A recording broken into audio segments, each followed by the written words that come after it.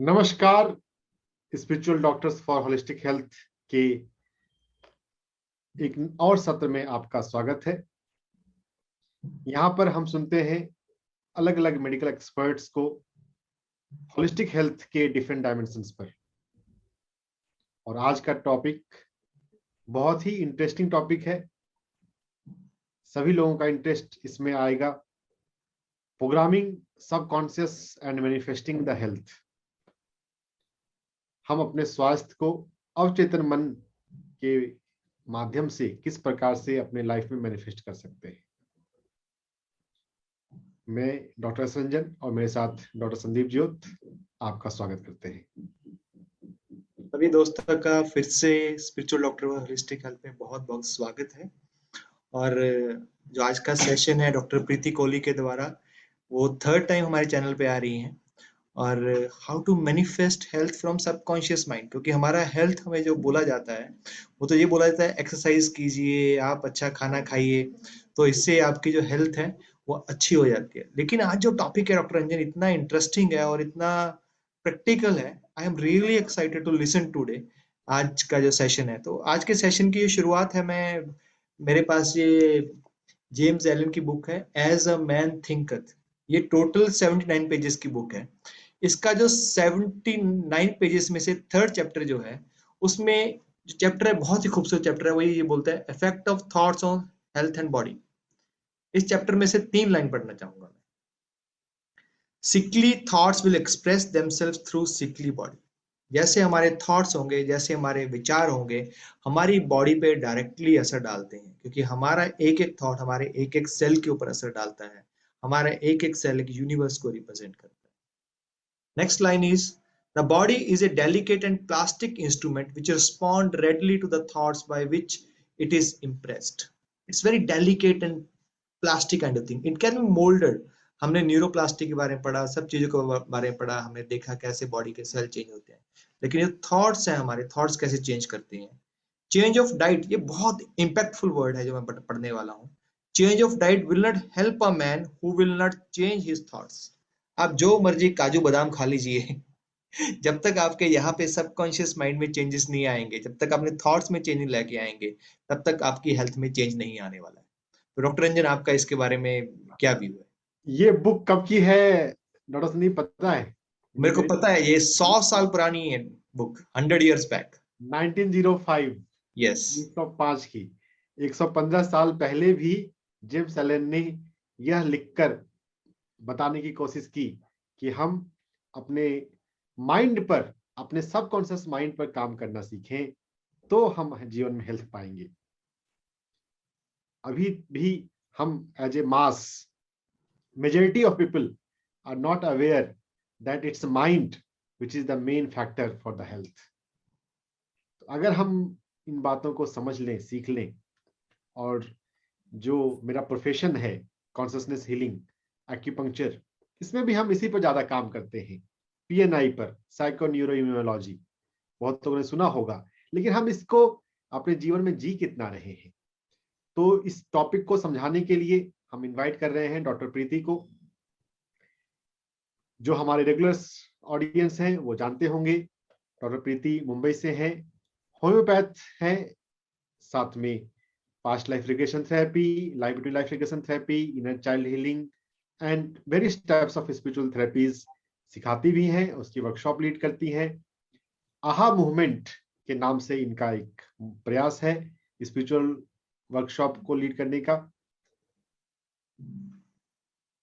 Quantum life university में soul coach training programme होता है जिसका मैं भी छात्र हूं, उनकी आचार्य हैं।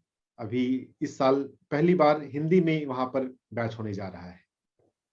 तो जो जाना चाहे, quantum life university global.org website पे फॉर्म उपलब्ध है, वहां पर आप डॉक्टर प्रीति को प्रॉपर सुन पाएंगे। और आज के समय हमारा हो गया है। डॉक्टर प्रीति, आपका पुनः स्वागत है।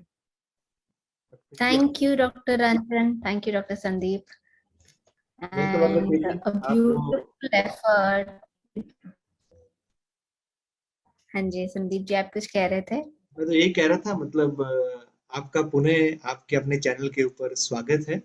और Thank you. आज हम सीखेंगे, बहुत सारे डॉक्टर्स के द्वारा ये चैनल है, बहुत सारे डॉक्टर जुड़ते हैं, वो मेडिसिन के साथ साथ में थॉट्स के लिए क्या प्रिस्क्रिप्शन लिखे नीचे भी, आप ऐसे थॉट्स सोचिए, आप अपने लिए ऐसा काम कीजिए, वही सीखने के लिए over to you. Thank you so much. Thank you. तो मेरी जो जर्नी है, I've been practicing homeopathy for 20+ years. और आई थिंक ये जो टॉपिक है, इस पे सबसे पहले जो मेरे गुरु थे, मेरे जो बच्चे थे, जो स्टूडेंट्स, जो मेरे पेशेंट्स आते थे, जो बच्चे थे, है ना, क्योंकि उस टाइम पे हमें पता था कि ठीक है, माइंड हमें मेंटल सिम्टम्स लेने हैं, होम्योपैथी में हम लेते थे। कॉलेज से जब निकल के आए थे तो हमें हिस्ट्री टेकिंग में होता था, बट इन बच्चों में हम बहुत क्लियरली देख पाते थे कि जैसे इनको हम इनसे ड्रीम्स पूछते थे, and they would share a scary dream कि अच्छा, मैं ड्रीम में लायन आया, टाइगर आ गया, and you know they were describing this fear. और हम क्लासिकली देखते थे कि उसके 3-4 दिन बाद ये बच्चे को बुखार हो जाता था, वो बीमार हो जाता था। तो ये जो थॉट्स है, इसका इम्यूनिटी पे क्या असर होता है, ये बच्चे में हम बहुत क्लियरली देख पाते थे, क्योंकि वायरस आसपास हमेशा है, बैक्टीरियाज हैं, है ना, पर हमें वो कब अफेक्ट करता है, जब हमारी इम्यूनिटी कम हो जाती है। उस टाइम पे हम ये देखते थे कि यस, डॉक्टर्स बोलते थे कि stress is the underlying cause, आपको डायबिटीज हो गया, ब्लड प्रेशर हो गया, स्ट्रेस है क्या। पर अडल्ट्स बहुत बार बोलते थे नहीं, मुझे तो कोई स्ट्रेस नहीं है, मेरे तो लाइफ में सब कुछ ठीक चल रहा है, my relationship is okay, I am in a good marriage, काम अच्छा है, सारा कुछ ठीक है। तो वो कहीं पे ये नहीं देख पाते थे, पर वो बच्चों में हम बहुत क्लियरली देखते थे, क्योंकि वो अनफिल्टर्ड होते थे। तो जब हम ये अडल्ट्स में भी ऑब्वियसली देखने लगे कि ये जो बच्चों का मैंने बताया कि ड्रीम्स में होता था, ये ड्रीम्स ऑब्वियसली आते थे सबकॉन्शियस से, अनकॉन्शियस से। तो अडल्ट्स केसेस में भी क्या होता है, जब हम बीमार हो जाते हैं, वी डोंट नो कि वो क्यों हो रहा है, बिकॉज कॉन्शियसली जो हमें दिखाई पड़ रहा है, अगर मुझे पता है ये मेरी लाइफ में स्ट्रेसफुल सिचुएशन है, तो ऑब्वियसली मैं उसके लिए जो भी कर सकती हूँ मैं बेस्ट करती हूँ। पर बहुत सारी चीजें होती है जो हमें पता भी नहीं है। मैं अपनी स्क्रीन शेयर करना चाहूंगी। जो हमारा सबकॉन्शियस है फ्रेंड्स, वो होता है 95%। तो बहुत सारी चीजें जब हमारी लाइफ में कुछ चल रहा है, हमें पता भी नहीं चलता कि कोई सिचुएशन जो आई है उसने हमारे सबकॉन्शियस में क्या चीज को ट्रिगर किया है, हमारे किस तरह के थॉट्स और पैटर्न्स शुरू हो जाते हैं वहां से, और वो हमारे बॉडी में इलनेस को क्रिएट करते हैं। तो डॉक्टर सौरभ जो एकदम एनसाइक्लोपीडिया है ये बुक्स के ऊपर, है ना, तो उन्होंने कहा कि ये बुक कब की है, 1905। I am just amazed doctor Saurabh कि आपको ये सारा इतना पता होता है। बट जो लास्ट सेंचुरी में एक्चुअली, उससे पहले क्या था कि बहुत सारे डॉक्टर सब अलग अलग फील्ड्स के बिलीव करते थे कि नहीं, बस इम्यूनोलॉजिस्ट बस उस पे काम कर रहे थे, साइकोलॉजिस्ट बट उस पे काम कर रहे थे। हाँ जी, डॉक्टर सौरभ ये बुक दिखा रहे हैं। तो ये जो ऑथर हैं कैंडिस पर्थ, डॉक्टर कैंडिस पर्थ, ये जो काम कर रही थी, ये ओपियोइड्स के ऊपर काम कर रही थी। और उन्होंने जो देखा, जब ये काम करते करते उन्होंने देखा कि हमारे जो इमोशंस होते हैं, वो इमोशंस, क्योंकि तब तक उस टाइम पे क्या होता था कि इमोशंस को बिल्कुल ही नजरअंदाज किया जाता था कि उसका कोई कनेक्शन नहीं है, बस हमारे इंटेलेक्ट के ऊपर हमें ध्यान देना है, इमोशंस को ध्यान नहीं देना है। तो उन्होंने जब अपनी रिसर्च शुरू की और उन्होंने देखा कि जब हमारे इमोशंस होते हैं, वो सिग्नल जाता है हमारे बॉडी में, एक्चुअली केमिकल्स रिलीज होते हैं। ये जो केमिकल्स हैं जो इंफॉर्मेशन कैरी करते हैं, जिनको न्यूरोपेप्टाइड्स कहा जाता है, ये सारी रिसर्च उन्होंने की।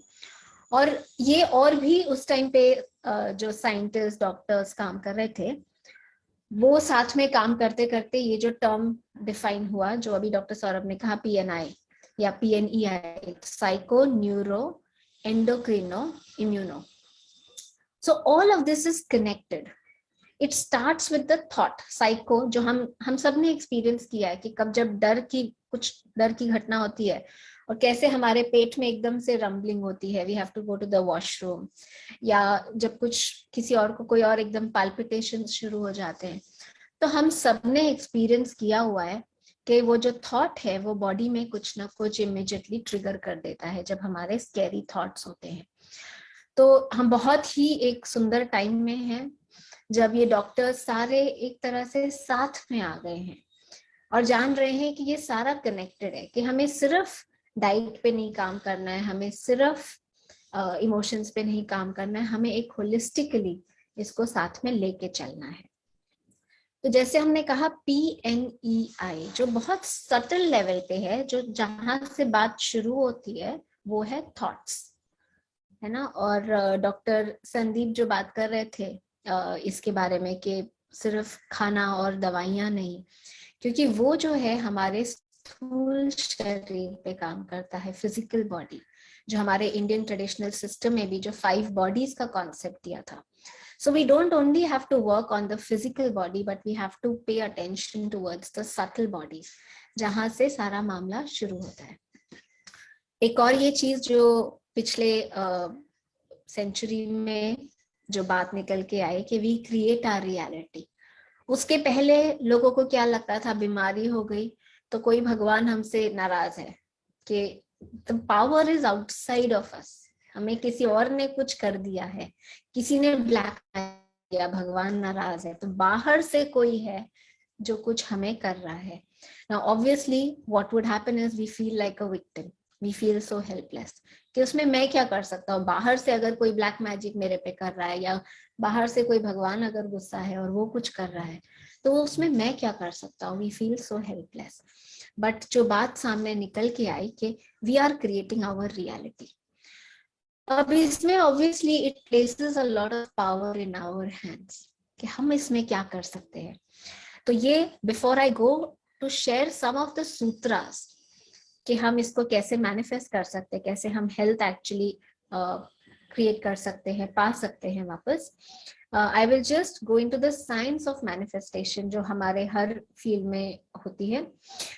Now the key is that if you can imagine a future in your life based on any one of your personal desires, that all reality already exists as a possibility in the quantum field waiting to be observed by you। तो जो quantum physics, quantum science ने हमें बताया कि हम क्योंकि चीज को एक तरह से देख रहे हैं, उसी का वो कारण है कि हम उसको मैनिफेस्ट कर रहे हैं, वो ही हमारी लाइफ में होता जा रहा है। सो इट इज नॉट कि कुछ हो रहा है और इसीलिए मैं उसको वैसे देख रही हूँ, but it is reversing, it's placing the power in our hands. क्योंकि मैं किसी चीज को एक पर्टिकुलर तरीके से देख रही हूँ, because I am perceiving things in a particular way, that possibility is existing for me.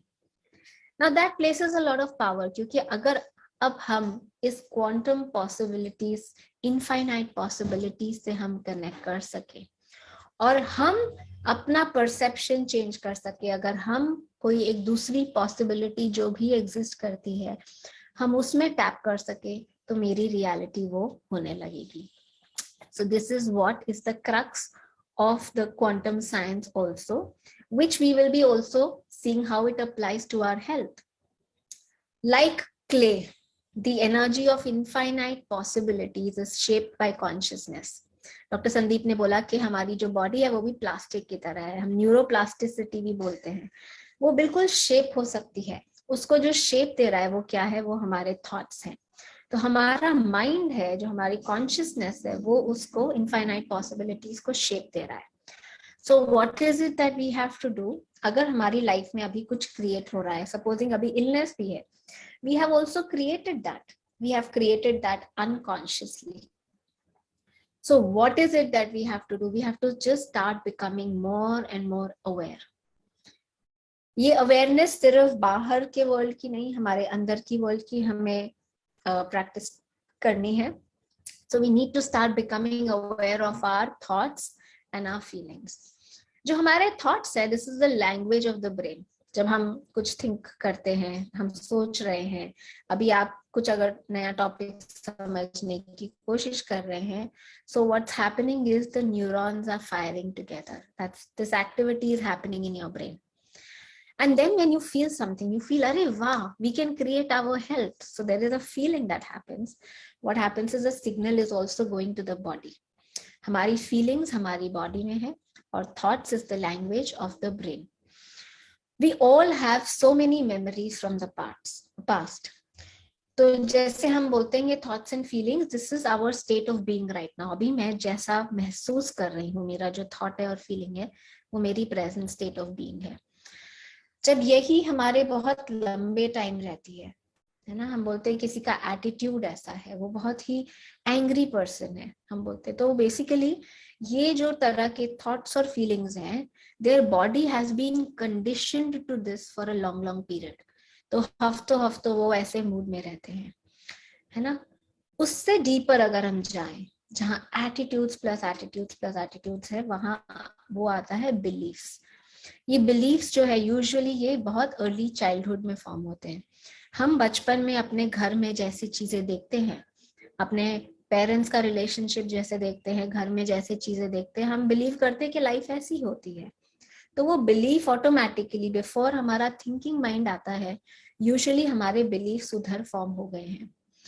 और उससे भी डीपर हम बोलें तो अगर परसेप्शन, तो जिसमें बहुत सारे डिफरेंट बिलीफ्स आते हैं.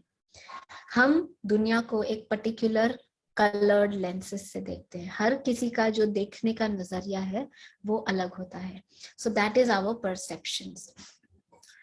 तो ये जो अगर हम ध्यान दें, जो इसी को हम ब्रेन वेव से अगर समझें, तो जब बच्चा पैदा होता है उनकी जो ब्रेन वेव्स होती है वो बहुत स्लो डेल्टा वेव्स में वो होता है. जब बच्चा इन्फेंसी में ज्यादा टाइम सो रहा होता है, they are in that state.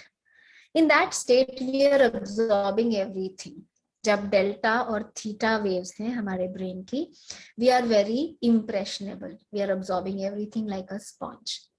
Whereas जब थिंकिंग माइंड फिर शुरू होता है, जब टीनेज में, तब हम ज्यादा बीटा वेव्स की तरफ जाने लगते हैं. अब adults, we are like beta waves, so we are not as impressionable. We don't take everything. जैसे अगर मैं कुछ बोल रही हूँ तो जरूरी नहीं है कि आप बिलीव करोगे, आप बोलोगे अरे ऐसा कैसे है, पर ऐसा क्यों है ना, क्योंकि हमारा जो एक क्वेश्चनिंग माइंड है बीच में. Whereas बचपन में जो ये प्रोग्रामिंग हमारी कहाँ हुई है, ये प्रोग्रामिंग हमारी अर्ली चाइल्डहुड में हो गई है, जहाँ पे we've absorbed everything like a sponge. So this subconscious reprogramming has already happened in us, है ना. ये हमें यूजुअली दिखाई नहीं पड़ता है क्योंकि उसमें बहुत सारा जो स्टफ है वो हमारे सबकॉन्शियस में है, which is we are seeing just the tip of the iceberg. तो हमें जो करना है फ्रेंड्स, अपने हेल्थ, जब हम देखते हैं हमारी लाइफ में कोई ऐसी चीज है which is not something that I really wanted, we have created an illness unconsciously, of course, but this illness is there. Now I have to start looking at this unconscious. That is where I'll need to reprogram myself. तो हमें जो change करना है अपनी life को, हमें चीजों की बिलीफ्स को, how the nature of realities, वो बिलीफ्स को हमें एग्जामिन करना है, हमें उसे ध्यान देना है और उसे चेंज करना है. So whatever is not life supportive, whatever is fear based beliefs, we have to turn that around. We already spoke that ये जो बार हमारे ब्रेन में ये चीजें कैसे काम करती हैं. जब चीजें बार बार हम सोचते हैं तो जो बिलीफ्स हैं वहां पे क्या हुआ है, बार बार हमने वही चीजें सोची हैं और उसे बिलीव किया है कि चीजें ऐसी ही होती हैं, तो वो फायरिंग हो गई है. Now it can be uncreated when we stop giving attention to the same thought. If that thought comes, if we stop believing, if we start questioning those thoughts, है ना. तो ये जैसे गार्डन में वीड्स होते हैं, तो अभी बहुत सारे कोई ऐसे थॉट्स है जो नहीं सर्व कर रहे हैं. जब हम उसको ध्यान देना बंद कर देंगे, जब हम उनको क्वेश्चन करने लगेंगे, उनको बिलीव करना बंद कर देंगे, they will start getting disintegrated. और हम नए हेल्दी थॉट्स जब बनाने लगेंगे, they will start getting nurtured. So I'm going to share, friends, 7 sutras of healing. तो ये 7 चीजें पे हम जब ध्यान देंगे, we can start actually then paying attention to what is really happening. Now the first sutra is that our body is our best friend. So हम best friend किसको बोलते हैं कि बहुत बार हम लाइफ में गलत भी जा रहे हैं अगर, तो जो फ्रेंड बस हमें हमारी हाँ में हाँ ना मिलाता जाए, जो हमें बोले कि अरे उल्लू तो यहाँ क्या कर रहा है, जरा देख तो सही ध्यान से. तो हमारी बॉडी बिल्कुल वैसी वाली फ्रेंड है। हमारा माइंड बहुत बार चीजें बिलीव करता है कि हम तो बहुत ही अच्छा कर रहे हैं, है ना, this is the right track and this is the track that I should walk, but when we are not on the right track, but when we are not on the track, हमारा soul एक, we are here for a purpose, when we are also not aligned to that purpose, also then our body will remind us. तो हमारी जो body है वो उस तरह की बेस्ट फ्रेंड है। तो जब उसमें कुछ सिम्टम्स आते हैं, जब कोई डिस्कम्फर्ट आने लगता है, we need to remind ourselves कि वो हमारी दुश्मन नहीं है। हमारी जो फ्रेंड्स कंडीशनिंग हुई है वो बहुत बार, ऐसा नहीं है कि जरूरी किसी ने बोला है, बट हम जैसे हमारी जो लैंग्वेज है, हमारी जो मूवीज है, तो बचपन से जब बीमारी होती है तो लोग क्या बोलते थे कि we have to fight the illness, right. तो आपको क्या करना है, आपको उसको पेन किलर हम कहते हैं, क्योंकि पेन को हमें दबा देना है, हमें इसको फाइट करना है, हमें इसे निकाल देना है। तो बहुत बार मैंने रियलाइज किया कि लोगों को रियलाइज भी नहीं होता है कि actually their thinking is as if the body is doing wrong to us, कि इलनेस आई है तो जैसे हमें लगता है कि एक एंटी वाला एटीट्यूड आ गया है कि बॉडी मेरे साथ कुछ गलत कर रही है और मुझे अब उसको फाइट करना है। तो एक्चुअली हमें बॉडी को फाइट नहीं करना है, एक्चुअली हमें बॉडी पे एक बहुत ही प्यार से ध्यान देना है, क्योंकि वो हमें कुछ ऐसा बता सकती है जो अदरवाइज हम नहीं जानते हैं। Our body is our best teacher. तो हमें एक ये सूत्र को ध्यान रखना है। सेकेंड सूत्र, मैजिक इज रियल। फ्रेंड्स, हम मैजिक किसको बोलते हैं? जब हमें साइंस से, जब हमें कुछ समझ नहीं आता कि ये कैसे हो गया, है ना, जब हम चीजों को बहुत समझ सकते हैं, अब हमको बहुत ऑब्वियस लगता है कि हाँ ये तो होना ही था, पर जब कुछ चीज हमें समझ नहीं आती तब हमें लगता है ये तो मैजिक है। और जब हम बोलते हैं मैजिक तो हमें लगता है ये तो हमेशा नहीं होता, है ना, this is not something that can happen to me. Now what happened is in the last century there are so many people who experienced amazing magical cures. आप ये examples देख लें, ब्रैंडन बेस, जिनके she was already into healing, she was already a trainer, but उन्होंने, उनका जो experience था कि उनके यूट्रस में एक फुटबॉल साइज का ट्यूमर बन गया था। The doctor said it is impossible, आपको सर्जरी अभी करा लेनी चाहिए, you cannot wait, right? And she took the chances because she had understood a little bit of this science. She said कि नहीं, मैं इसको एक चांस देना चाहूंगी। तो 6 से 7 हफ्ते में जब वो फिर सोनोग्राफी करने गई, मैं पूरी उनकी आपको जर्नी नहीं बता पाऊंगी अभी, बट अगर आपने इनकी बुक द जर्नी ना पढ़ी हो तो I would highly recommend it. तो 6 to 7 वीक्स में जब वो फिर सोनोग्राफी कराने गई, और बाय चांस ऐसा हुआ कि उस time she had to go to another sonologist, है ना, तो उन्होंने जब उनका यूट्रस, उनका जब पूरा स्कैन किया तो उन्होंने बोला your uterus is like a healthy teenager, कि बिल्कुल उसमें कोई नामो निशान नहीं था इस ट्यूमर का, तो वो पूरी की पूरी तरह क्योर हो गया था। Louis Hay, everybody knows her. She developed cancer also, and she has given the beautiful book You Can Heal Your Life, where actually you can see कि अगर आपकी कोई ये illness है तो उसका क्या associated subconscious thoughts हो सकता है। Thank you, Dr. Sandeep. Heal your body, you can heal your life. And then Anita Moorjani, who had a near-death experience. She had 24 lemon-sized cancer, lymphoma उनको था, and she completely recovered from that. Now friends, ये जो लोग थे, they were not really challenging their body. They said, let me honestly look in my body, what's happening. अगर यहाँ कुछ दिखा रही है, अगर मेरी बॉडी कुछ दिखा रही है तो क्या यहाँ पे हुआ है। Anita Moorjani's case, she saw it as a result of the near-death experience.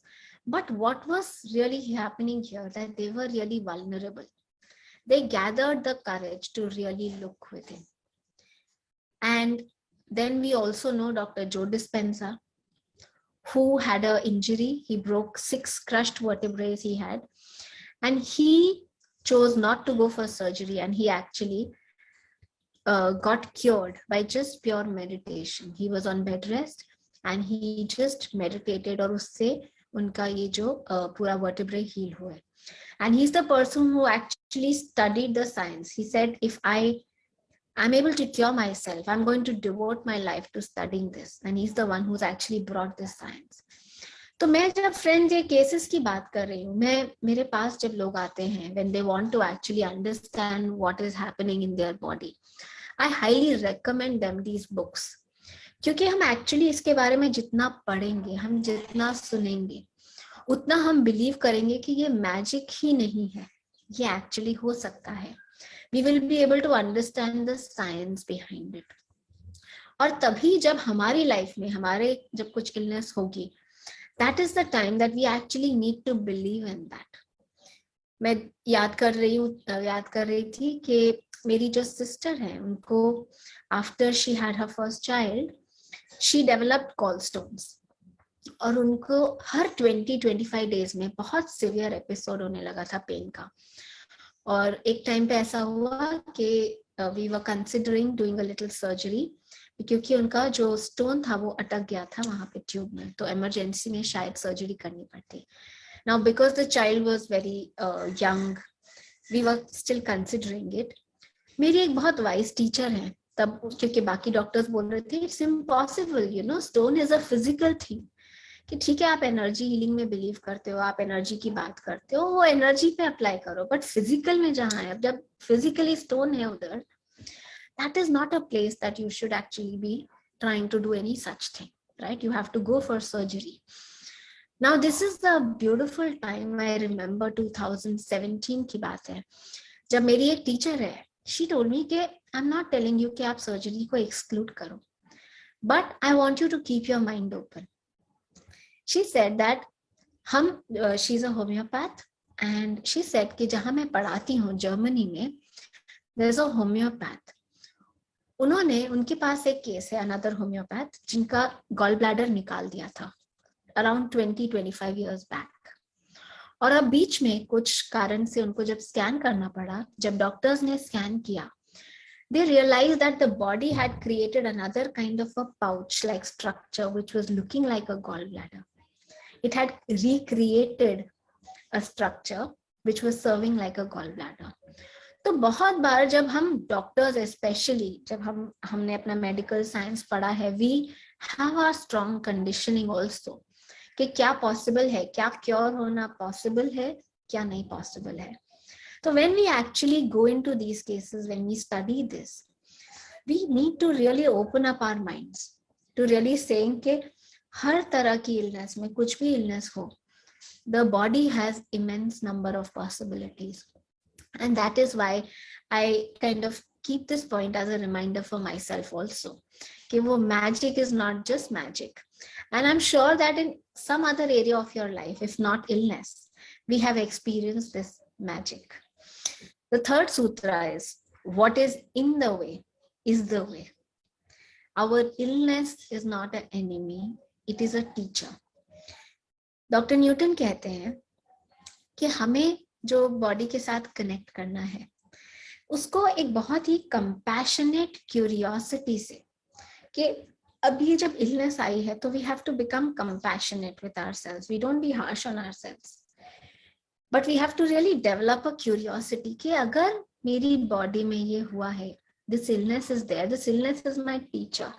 So with a lot of humbleness we have to approach this, कि what is my body trying to tell me, what is this illness here to teach me? This is a very important point, my dear friends. Know that whatever is happening in your life right now, it's there for a reason. Just accept the things the way they are. Just relax and let go of all the mental constructs that your mind is creating. Acceptance leads to wholesome right action. I'm recently working with a doctor. She herself had a cancer. उनको thyroid का cancer हुआ था, which was already operated on. And she came because she wanted to work with this, कि वापस से कहीं और उनको कोई तकलीफ नहीं आए. And of late she was diagnosed with fibroids of uterus. So when she's done just a couple of sessions now with me. It was so beautiful that just about last week in the session, she said that my illness, if that illness was not there, I would have never come to this place of healing and wisdom that I am right now. तो अब उनके अंदर जो actually love, एक relaxation, एक unconditional love और compassion develop हुआ है, she says it is all thanks to my illness, because it shook my life. It really made me see what I need to really look at. So friends, healing is that place when we actually come to that place in our life where we can see कि अगर मैं कुछ भी change करना चाहूँ अपनी life में, अपने पास में, मैं कुछ नहीं चेंज करूंगी, क्योंकि every relationship which was stressful, every illness had really a beautiful place. It had a beautiful lesson in store for us. The fourth sutra, my dear friends, is meditation. That you are a witnessing consciousness. बहुत बार क्या होता है कि हम अपने जो physical world में, अपनी ये जो रियलिटी, हम जो काम करते होंगे, we start defining ourselves with that. We start getting very attached with that. जब भी हीलिंग हुई है, आप भले डॉक्टर जो डिस्पेंजा का देखेंगे, किसी और का, भले आप अनीता मुरजानी का देखिए. Now in the near death experience, what happened is she was away from the body. She took a stance. She could see things from a different view. हम जब मेडिटेशन करते हैं फ्रेंड्स, तो हम क्या कर रहे हैं उस टाइम पे, हम अपनी बॉडी को भी विटनेस कर रहे हैं. हम देख रहे हैं कि हम बॉडी तो है, ये स्थूल शरीर है, but there is more. There is the energy body. So we also experience meditation में, हमें जो एक्सपीरियंसेस होते हैं एनर्जी के, एनर्जी मूव हो रही है, कभी कलर्स दिखते हैं, कभी कुछ और दिखता है, हमें एनर्जी बॉडी के एक्सपीरियंसेस होने लगते हैं, हमें और एक्सपीरियंसेस होने लगते हैं, हम अपने थॉट्स को देख पाते हैं, हमारे उसमें जो विजन्स आते हैं और सब समझ पाते हैं. We start actually going away from what we are otherwise attached to. तो taking a more objective view, we start knowing our true reality, which is the soul. तो जब हम soul कहते हैं, I don't want to go into a metaphysical concept, but कि हम सब उसी source से आए हैं, हम उसी से connected हैं. That is our true being. तो जब हम एक objective view लेने लगते हैं, बहुत बार आप देखोगे कि objectively when you are seeing something, you see things more clearly. This is one very important step. Osho says the innermost core is witnessing, awareness, and watchfulness. You can call it anything, but it will be another meaning of witnessing. The truth is pure awareness. We have to start becoming more and more aware. We have to start becoming more and more of that awareness. And we have to start defining ourselves less and less with that illness. तो बहुत बार क्या होता है कि आप अगर बोलते हो कि I am a diabetic, I'm defining myself with that illness. अब when I am a diabetic, we don't even realize I'm trying to cure, but I have defined myself as a diabetic. So this is one interesting thing, friends. We have to also let ourselves stop defining ourselves as that unhealthy person, as that deceased person as well. Dr. Amit Goswami, who's a quantum doctor, he also says we choose not in the ordinary state of consciousness that we call ego, but in a non-ordinary state of consciousness that is variously known as intuitive, non-local, or cosmic consciousness, a state in which we experience ourselves as one with everyone. तो हमने जो perception की बात की, ये perception conscious mind से नहीं आ रहा है. ये जिस स्टेट में हम चूज करते हैं, जहां परसेप्शन ये चेंज हो सकता है, वो भी ये मेडिटेशन की स्टेट है. तो अब आप ये सोच के, अच्छा अब मैं अपने परसेप्शन को कैसे चेंज करूं, ये कॉन्शियस थॉट से नहीं होगा. यस, हमें उस पर ध्यान देना है कि क्या मैं एक्चुअली देख रही हूँ, but we have to start practising meditation. We have to start connecting to that cosmic consciousness to allow that change to happen. And friends, this meditation is our natural state. अगर हम बाकी nature में जो भी चीजों को देखें, animals जो हैं, they are always in the moment, right? But ये हमारा जो माइंड है, which is actually not letting us be in the moment, which is always taking us here and there. We have to really learn to bring our mind to the present moment, to the breath.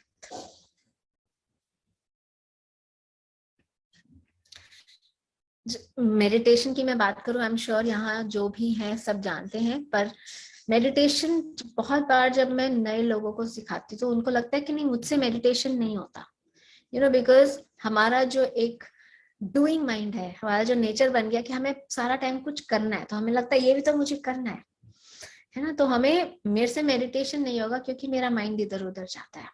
तो हमारा जो काम है mind को एक जगह पे लेके आना है, रिलैक्स्ड अवेयरनेस। तो इजीएस्ट है कि ब्रेथ पे लेके आए, and when we do that the meditation starts happening.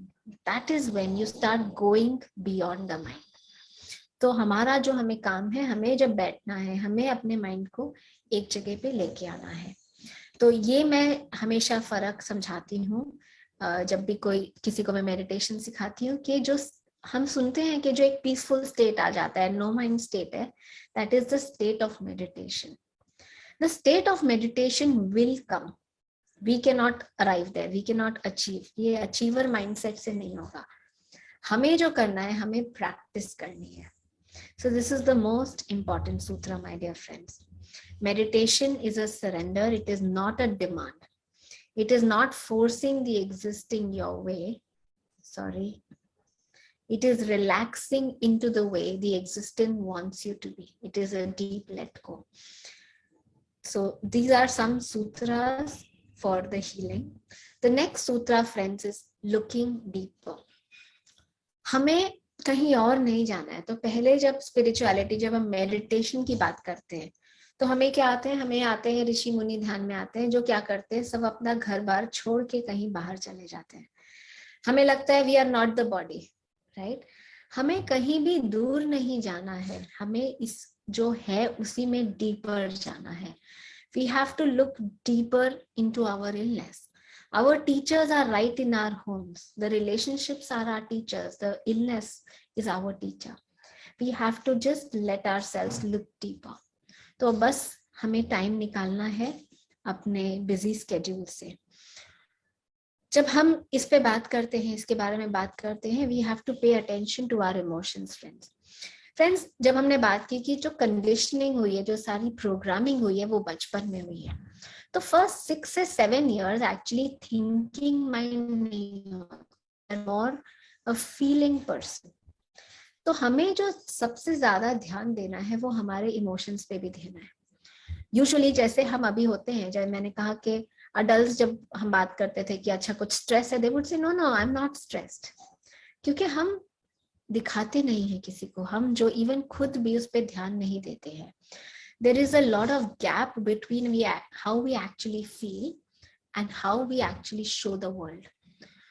तो अगर हम अपने इमोशंस पे ध्यान देने लगे, there are so many layers of unworthiness, anger, fear, shame, right? These emotions are there, self doubt. तो ये unworthiness या self doubt एक्चुअली क्या हमें दिखाई पड़ता है? हमें दिखाई नहीं पड़ता। हमें लगता है अरे I am a very successful doctor, I have a very good practice, और आजकल तो मुझे टॉक के लिए भी बुला रहे हैं, right. So there is no unworthiness that I have, right. I don't know that these subconscious layers of emotions are there, but we have to really pay attention to all of them.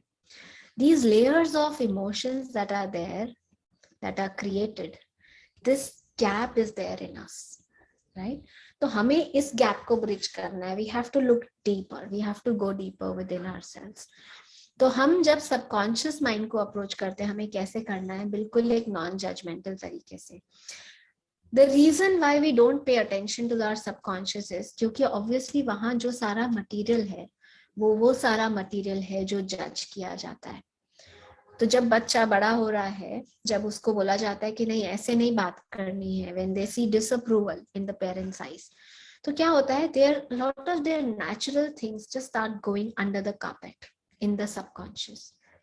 तो क्योंकि वो parents नहीं accept करेंगे, society नहीं accept करेगी, तो वो subconscious में चला गया। अब यही कारण है कि हम भी उसको नहीं देख पाते, because the fact is we have also tuned to actually see the world in that way.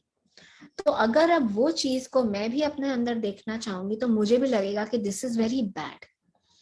तो हमें जब अपने अंदर देखना है, एक नॉन जजमेंटल तरीके से देखना है, एक लविंग तरीके से देखना है।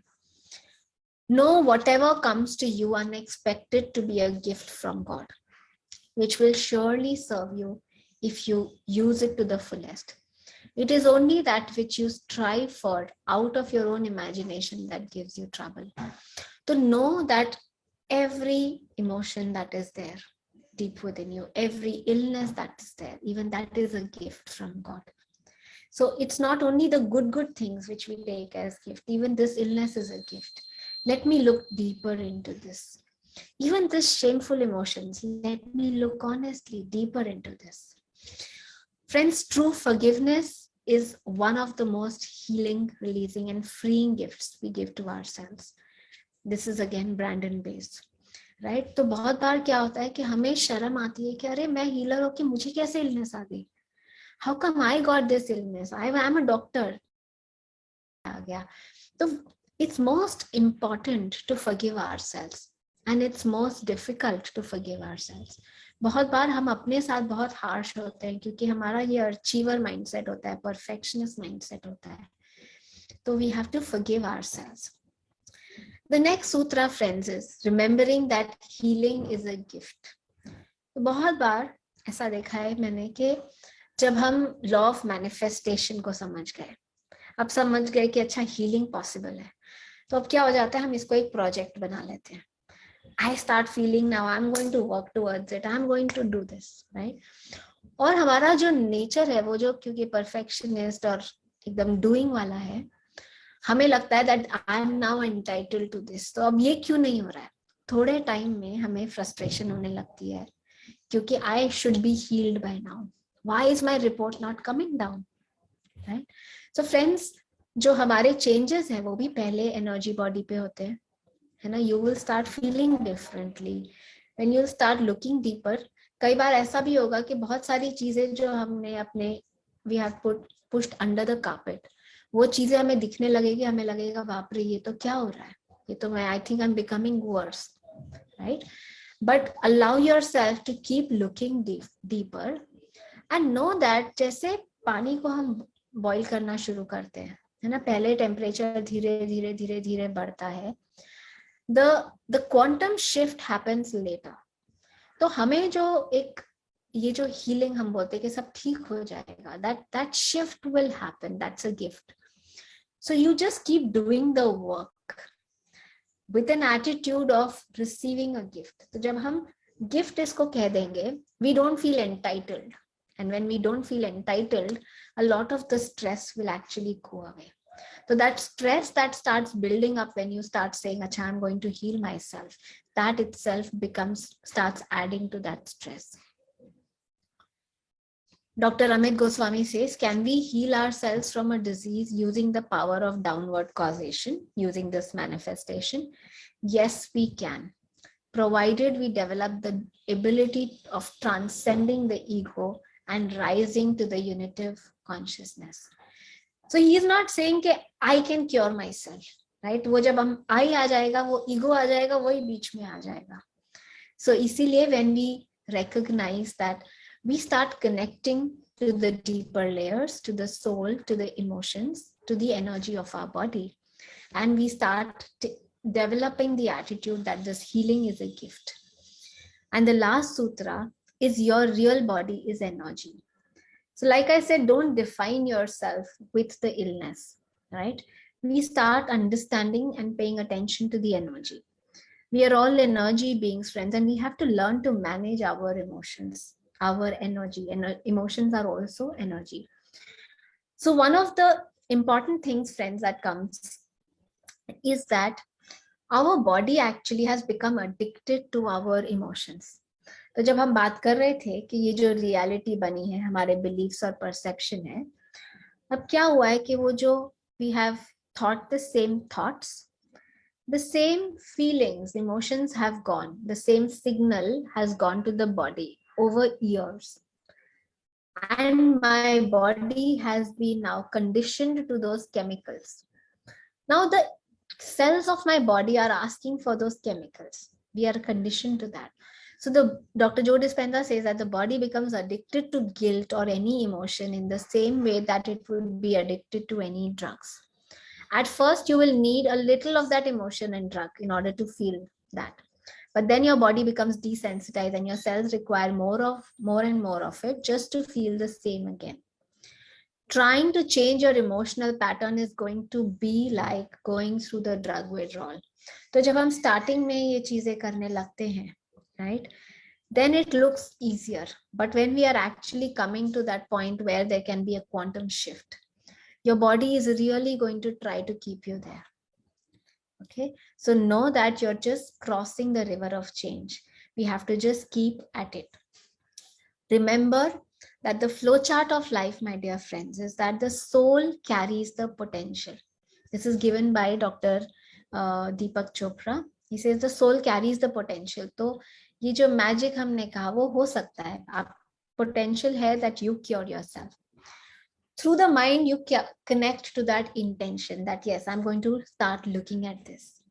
And then the brain is going to produce the result, right?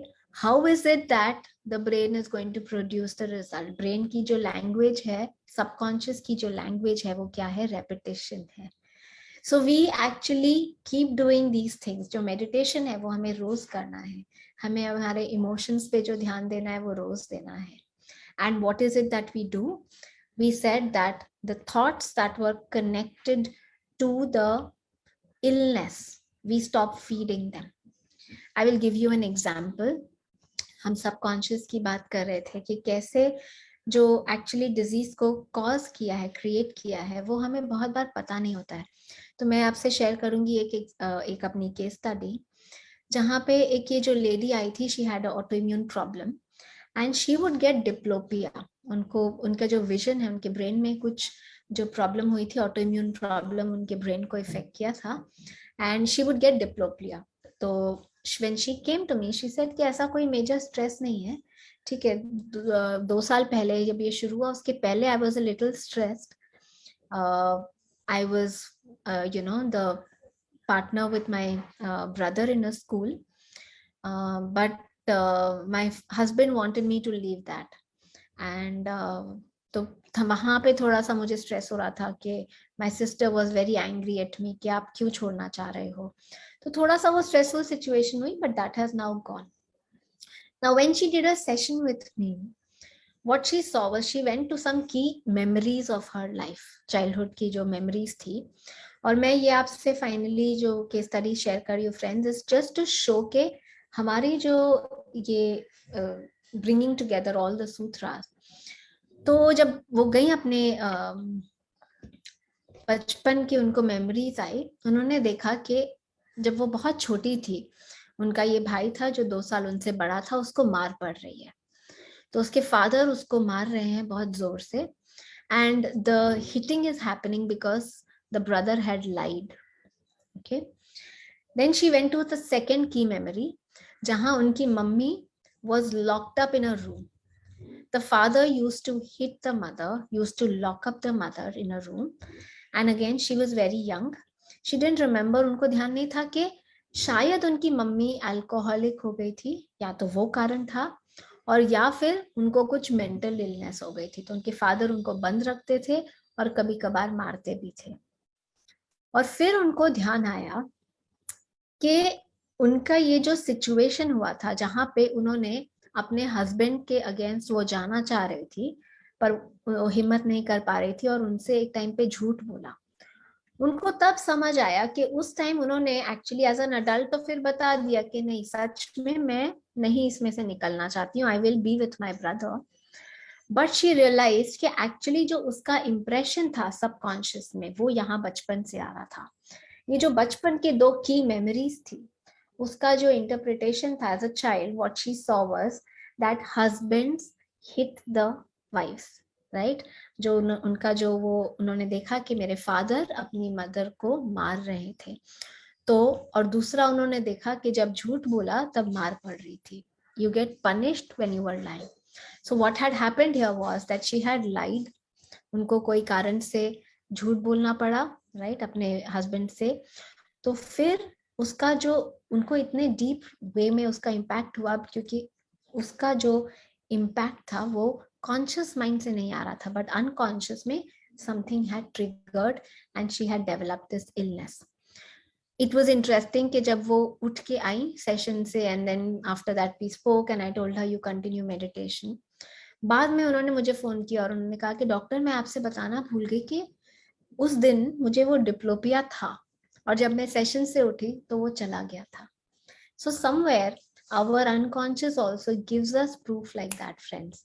ये मैजिक हमारे सबकी लाइफ में हमने देखा है. तो we really start paying attention to that. We start believing in energy and start practicing this. So friends, any questions if at all before we go on to the meditation?